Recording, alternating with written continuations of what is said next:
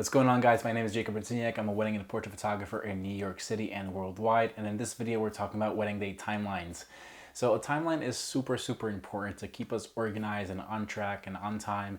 It's going to reduce stress the day of because we know that we're on track, doing what we're supposed to be doing at that specific time. Now, building a timeline confuses a lot of people because they've never done it before. I've been doing this for many years now. I've done literally hundreds of timelines for my clients. If they're not working with the wedding planner, I'm doing it for them most of the time. If they are working with the wedding planner, I'm working with that wedding planner to make sure that from a photography perspective, we have enough time to get all the shots that we need during those moments.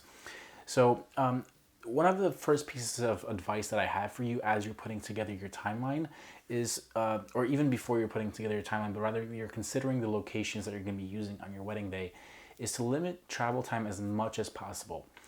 So for example, on one end of the spectrum, we might have a wedding day where absolutely everything is happening at your wedding venue. You're going to be getting ready there. Your portrait session is going to be there. Your ceremony is going to be there. And of course, the cocktail hour and the party, the reception is going to be there. On the other side of the spectrum, we might have a day that looks something like you getting ready at a hotel somewhere close to a church. Then you have to travel to the church for the ceremony. From the church, we have to go to somewhere to do a portrait session.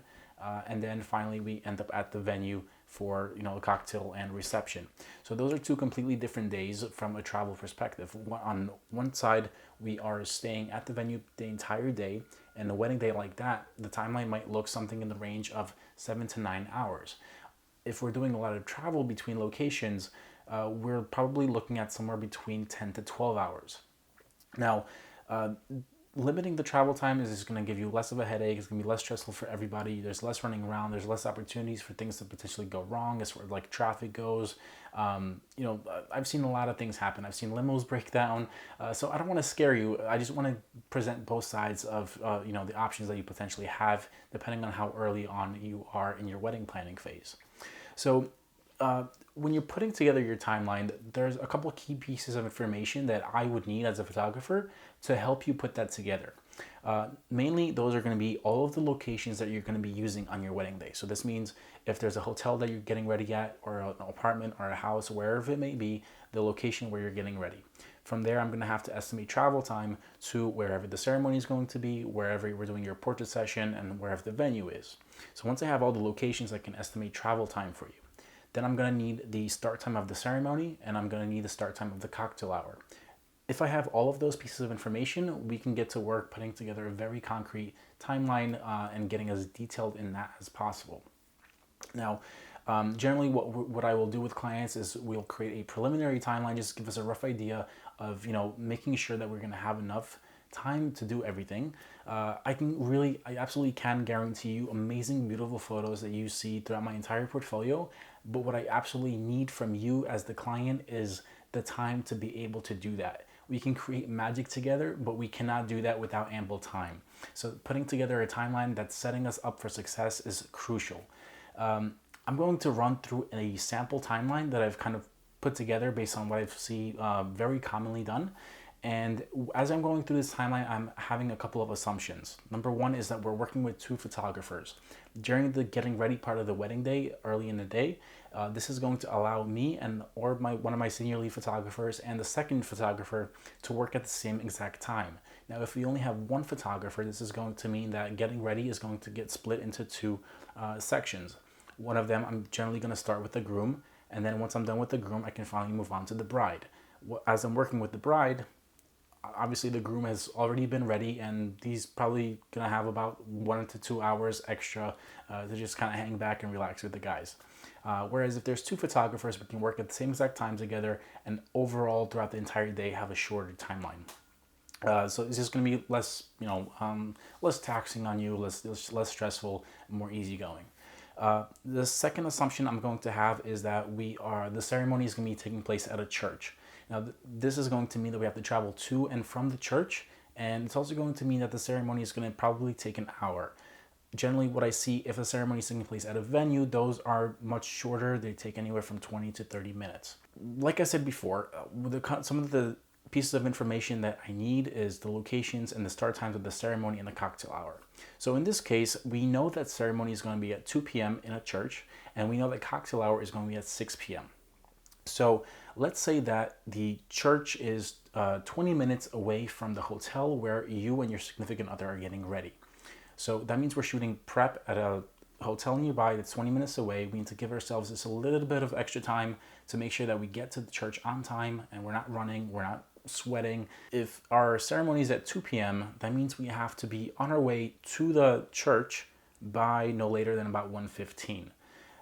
If we're leaving the hotel at 1:15, that means we have to start prep sometime around 11:15 a.m. I give myself about 2 hours for prep. This is going to give us enough time to, not rush through things. I have a whole separate video that goes over in detail kind of the dynamics of the day during bride and groom prep and what that looks like, what kind of pictures we're aiming to take during that time, how much time to allocate for certain things, and other tips and advice. Click up here in the top right corner if you're watching this on YouTube. You'll be taken to that video, and I'll explain things in more depth in that video. But for now, I'm just going to say 2 hours for prep is a perfect amount of time. Maybe we can get away with about an hour and a half. So with that in mind, in order for us to be in church by 2 p.m., taking into consideration that travel time, we have to be starting prep at 11.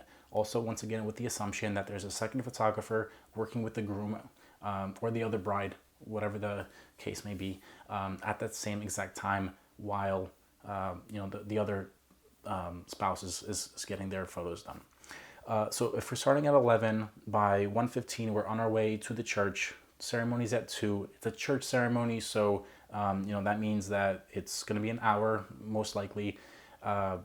So by 3 o'clock we're done. Now, I very often recommend doing family portraits, the formal family photos, right after the ceremony at the church, if that's possible. If it's not possible, we can of course do it at the venue, but I just feel that if all of the most important family members are already there at the church, everyone's ready, we still have time to kill before cocktail hour starts later in the day, we might as well get those out of the way. And of course, churches make for nice backdrops as well, either by the altar or somewhere outside of the church.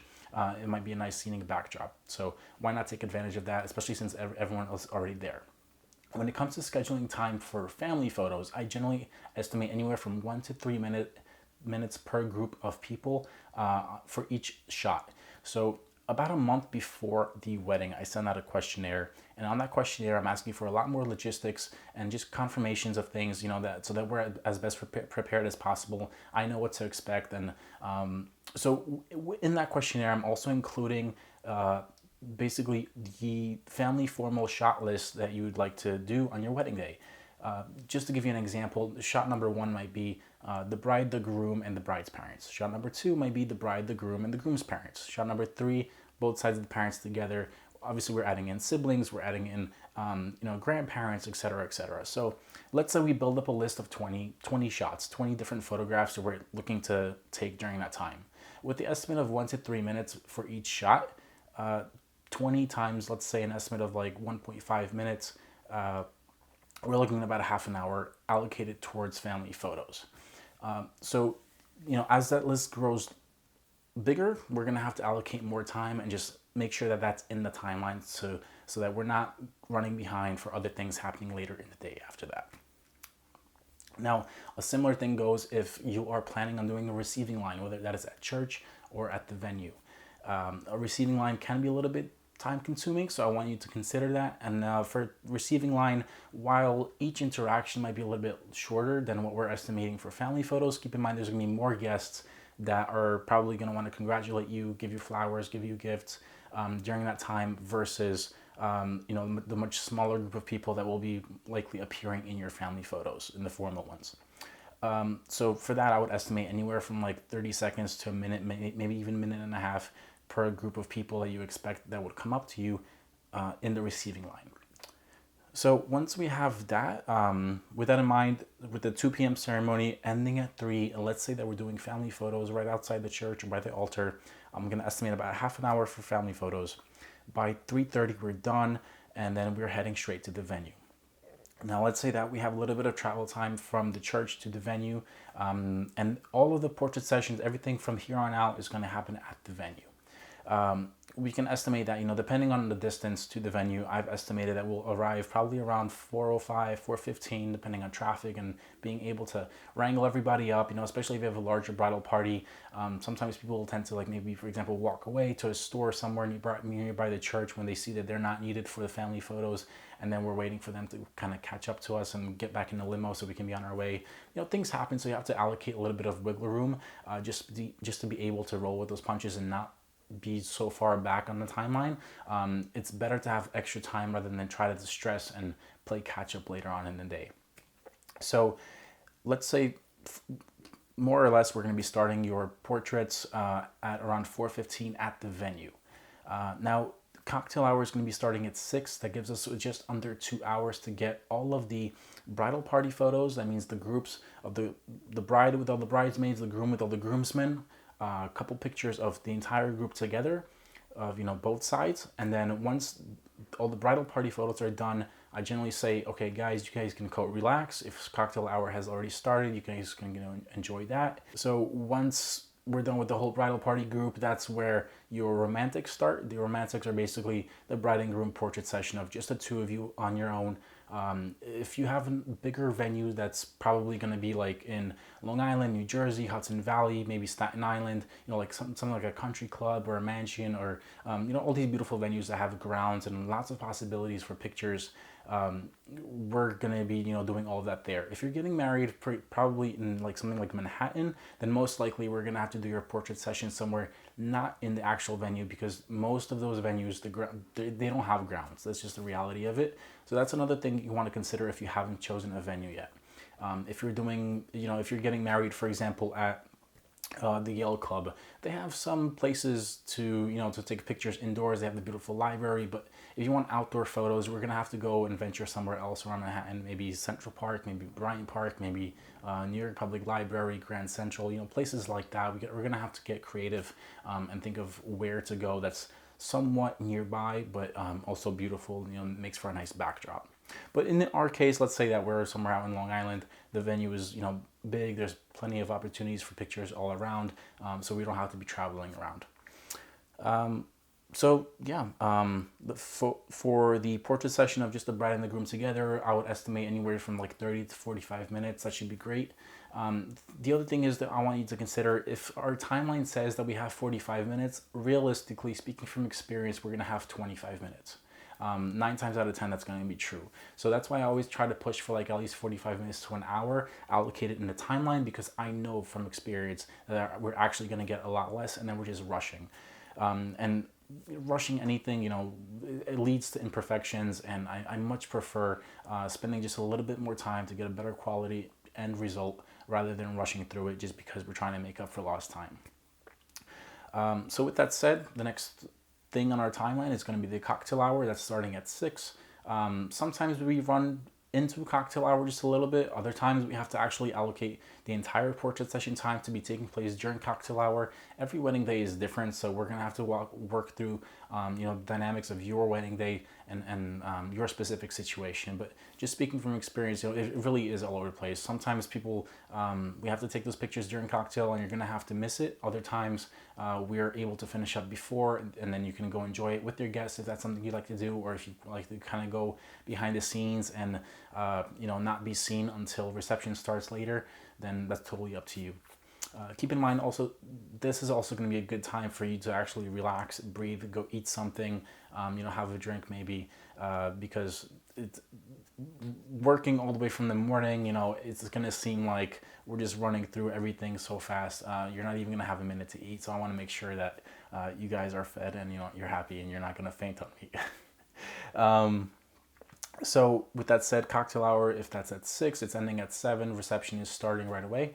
Now reception timelines are generally more or less the same. There's some nuances here and there, maybe depending on tradition, also depending on your desires. For example, some couples really want to do a bouquet toss at the end of the night. Some people don't, so that's up to you guys. But more or less what you can expect is, the doors will open, guests will be seated, and about 15 or so minutes later, you guys will have your grand entrance. You and the entire bridal party will walk in. Everyone will be announced. Generally, I see people walking in pairs, similarly, to the same way that they walk in down the aisle during the ceremony. After entrances are made, introductions are made, then we go straight into first dance. After the first dance, most likely you'll see the first dance set of the night where all the other guests will join you on the dance floor, or you'll simply be seated. Dinner orders will be taken. As dinner is being served, we'll do speeches and toasts. You might have anywhere from 2 to 4 speakers. I would recommend limiting the speech time to more or less 5 minutes. I feel like if it goes just a little bit above that, that's okay. But if it gets too long, people lose attention spans. They start going on their phones. They start talking. So like about 5 minutes, I think, is a good amount of time per speech. Other things, other formalities that were really there to capture during reception, like the main ones, other than the entrances, the first dance, the speeches and toasts, would be parent dances. Maybe you're giving your parents any gifts, things like that. Of course, the bouquet and garter toss I mentioned before, the cake cutting, and finally, if there's any sort of exit that you're planning, for example, with sparklers, or if you're really going all out with fireworks, there's all sorts of things I've seen. So whatever you're planning, just let me know. Maybe you're popping confetti in the night. Maybe you're doing a New Year's wedding, and there's gonna be a crazy celebration at a specific time. So all of those things, your wedding day is going to be completely different to anyone else's. So we'll walk through all of those little details that you're working on so hard to make your dream wedding a reality. And we want to make sure that we're capturing all those things, that you're putting all that hard work and effort into planning. So with that said, that's pretty much it. With a day like that, it would probably, we started at 11 and we're probably going to end around 10 or 11. Your reception might actually be ending around 11 or 12. Maybe there's going to be an after party. So that's awesome. That's pretty much it, So during the rest of the reception, we're really focusing on candid shots as people are dancing and having fun. After about like an hour and a half to 2 hours of those types of photos of like people dancing, I feel like it, in a way, kind of starts to get a little repetitive. So I might say, like on the 11th hour, even though, so the other thing I want to mention is like all of my packages, they're just by default full day up to 12 hours of coverage. And when I say up to 12 hours, I mean, in an example like this, let's say in an 11th hour, I feel, man, we've had 2.5, 3 hours of just people dancing. This is plenty to tell that part of the story. So I'll come up to you guys and say, listen, I feel like we have enough. Is there anything more that you feel like we need? Is there anybody that we missed? Things like that. So I generally do it about half an hour before photography coverage ends. And I want to make sure we don't miss anybody, So the entire night, I'm keeping my eye out to make sure that there's at least a few photos of everybody that's there, that's attending your wedding, that's celebrating with you. I want to make sure I don't miss anybody, so that we're documenting everyone that's there. But yeah, like if in the 11th hour, in my opinion, we got it, then I'll just come up to you and say that, and we'll probably finish up there, unless there's anything else you need. So that's pretty much it there. And of course, this timeline would look a little bit differently if everything was happening at the venue. So I just wanted you to consider that, be aware, and look at it from that perspective. I hope this helped, guys. If you have questions regarding your own timeline, if you'd like me to help you put one together, I'd be more than happy to do so. I've literally done this hundreds of times at this point, and planning to be on schedule and as timely as possible throughout the day is going to set us up for success. Is going to make sure we have enough time to create the types of images that you're expecting, that you're dreaming of. So putting together a good timeline is extremely important, and I'm here to help you guys with that. So if you'd like me to help you with your timeline, or if you just want to talk about wedding photography coverage in general, I'm in the New York City area. I travel worldwide. I've done destination sessions all around the world in probably like at least 10 countries by now. So I'd love to work with you wherever you are in the world. My website is www.jakubredziniak.com. You could also follow me on Instagram at @Redziniak. Email me info@jakubredziniak.com with your own questions, or just to request more information. And I hope to I hope you guys will be reaching out soon. I hope to connect with you and hear about everything that you have dreaming up for your own wedding day. So see ya. Cheers.